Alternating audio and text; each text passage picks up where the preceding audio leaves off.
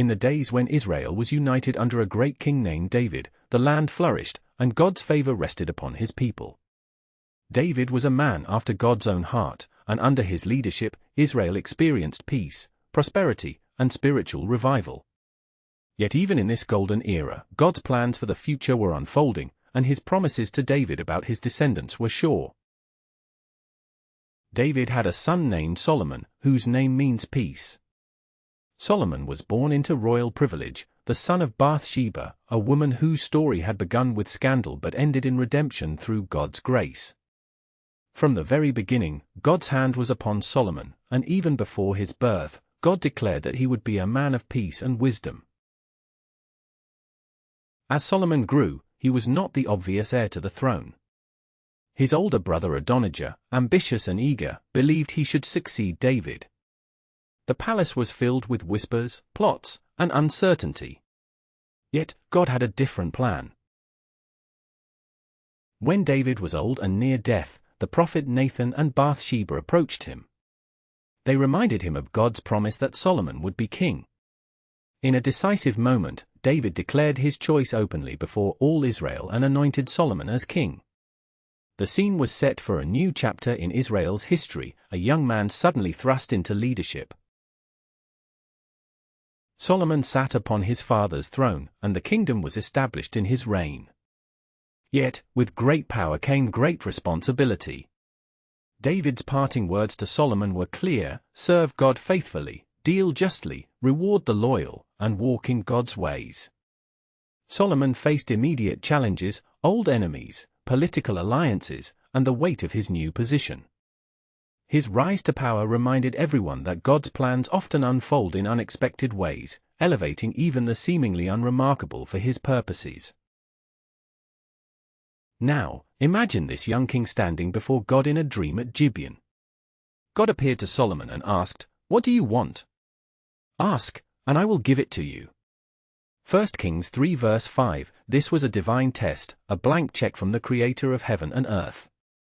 Instead of asking for wealth, long life, or victory over enemies, Solomon responded with a request that revealed his heart. He said, "Give your servant a discerning heart to govern your people and to distinguish between right and wrong." 1 Kings 3 verse 9, this request pleased God greatly. Because Solomon sought wisdom above all else, God granted his request abundantly. Not only was he given unparalleled wisdom, but God also blessed him with riches, honor, and long life, gifts he did not ask for but received out of God's grace.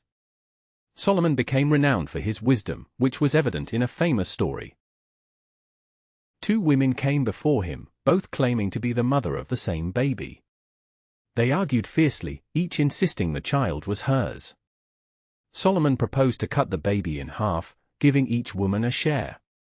The real mother, driven by love and compassion, begged Solomon to spare the child's life and give him to the other woman.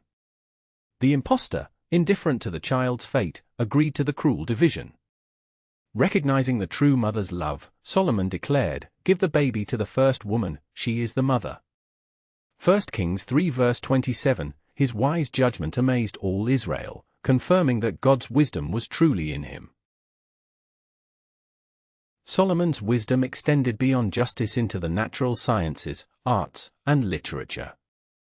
He composed 3,000 proverbs and 1,005 songs, and his insights into human nature and divine truth are preserved in the books of Proverbs, Ecclesiastes, and Song of Solomon.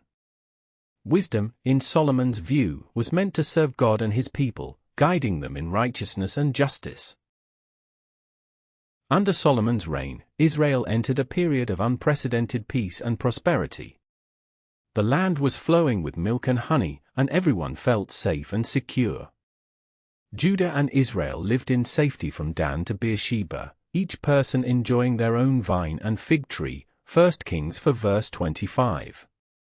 Solomon was a master administrator. He divided the land into 12 districts, each responsible for providing supplies for the royal court for 1 month of the year. This system ensured stability and prosperity. Trade flourished. Solomon formed alliances with neighboring kingdoms, including Hiram, king of Tyre, who supplied cedar and cypress logs for his building projects.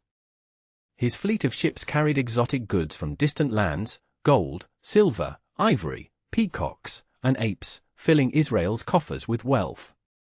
The Bible notes that Solomon received yearly 666 talents of gold, billions in today's value. His throne was made of ivory and overlaid with gold, and even his cups were of pure gold. Yet, Solomon's wealth was not solely material. He cultivated culture and arts, inviting scholars, musicians, and poets. Jerusalem became a vibrant cosmopolitan city, drawing visitors from all over the known world to hear his wisdom and see his splendor. The Queen of Sheba, a powerful queen from a distant land, journeyed to Jerusalem with a grand entourage, bringing spices, gold, and precious stones. She tested Solomon with difficult questions. He answered all with divine wisdom, leaving her utterly amazed. She exclaimed, "The report I heard in my country about your achievements and your wisdom is true. But I did not believe until I came and saw with my own eyes." 1 Kings 10 verses 6-7. Solomon's diplomatic skill extended through numerous alliances. His marriage to the daughter of Pharaoh Egypt sealed a political alliance that brought peace and prosperity. Solomon built a magnificent palace for her, integrating foreign influences into his court.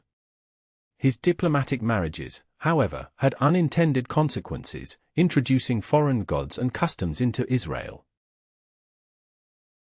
The Bible records that Solomon's heart was eventually led astray by these foreign wives.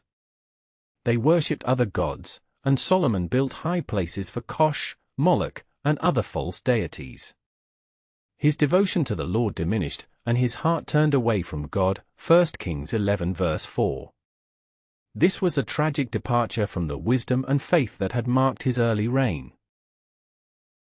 God was not silent about Solomon's disobedience. He appeared to Solomon twice, warning him that if he turned away from God, his kingdom would be torn apart. Sadly, Solomon did not heed these warnings. His foreign wives influenced him, and he allowed the worship of false gods to flourish in Israel. His heart, once fully committed to God, was now divided. As Solomon aged, his choices had consequences. The kingdom was no longer united in peace. Adversaries arose. Resistance from Edomites and Syrians signaled the decline of Israel's strength. Within Israel, unrest grew. The prophet Ahijah foretold that Solomon's son would inherit only one tribe because of Solomon's disobedience. The kingdom would be split after Solomon's death, and future kings would face turmoil. The decline of Solomon was a slow erosion of his once great faith and wisdom. His reign, which began with divine favor, ended in spiritual compromise and political division. Despite his achievements, his story teaches a sobering lesson: wisdom alone is not enough. Obedience and faithfulness to God are essential. In his later years, Solomon's heart was divided. He built high places for idol worship and allowed foreign customs to influence Israel. This spiritual decline led to the eventual division of the kingdom, fulfilling God's warning. His son Rehoboam would inherit a fractured nation, and the glory days of Israel would fade. Yet, even in his failure, God's promises remained. The dynasty of David would continue, and God's grace was not revoked entirely. Solomon's life, full of brightness and shadows, reminds us that human greatness is fragile and that humility and faithfulness are vital. As we reflect on Solomon's life, we see a man of incredible wisdom and wealth, a builder of temples and a poet of profound insight. Yet, his story is also a caution against complacency, pride, and the dangers of turning away from God. Wisdom must be paired with obedience, and success must be rooted in faith. The temple Solomon built stood as a symbol of God's presence among his people, a place where heaven and earth met. It was a testament to divine blessing and human devotion. But more than external grandeur, God desires hearts fully committed to him. The greatness of Solomon's legacy is not in his riches or buildings but in the lessons his life teaches us about faith, humility, and devotion. In the end, Solomon's story invites us to examine our own lives. Are we seeking wisdom for service or personal gain? Are we guarding our hearts against compromise? Are we remaining faithful to God amid success? Because ultimately, true greatness lies in loving God with all our heart, soul, and mind. Let us remember that God's grace endures even when we stumble. His promises to us are sure. When we seek Him sincerely, He grants us wisdom, guides our steps, and remains faithful. As Proverbs 4 verse 23 urges us, above all else, guard your heart, for everything you do flows from it. Thank you for joining us on this journey through the remarkable life of King Solomon. If you found inspiration in this story, please like, comment your thoughts, and share this message with your family and church community. Subscribe to our channel for more biblical stories that deepen your faith and understanding. Until next time, may God's wisdom guide your steps, and His grace sustain your life.